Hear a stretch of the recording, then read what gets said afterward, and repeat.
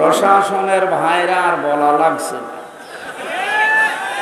কারণ এটা না হলেও এখন চলছে। 5 তারিখের এই পর থেকে আজকের এই 1 তারিখ পর্যন্ত প্রায় 26-27 দিন হয়ে গেল।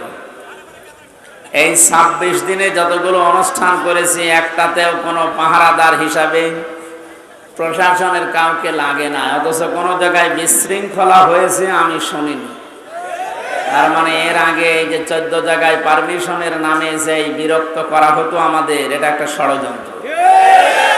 কোরআনে কারীম যেন মানুষ শুনতে না পারে, এর কাছে আসতে না পারে, তার একটা দুর্বিসন্ধি চলছিল। ওইভাবে যদি বারবার বিরক্ত করা হয়, মানুষ আস্তে আস্তে কোরআনের পথ থেকে সরে যাবে, এ বুদ্ধি দিয়েছিল উনি যে বলছিলেন আমার কুষ্টিয়ার একজন, এই লোকটা। এই 15 বছর বহু বুদ্ধি দিয়েছে, তার ভেতরে এই লোকটা একজন।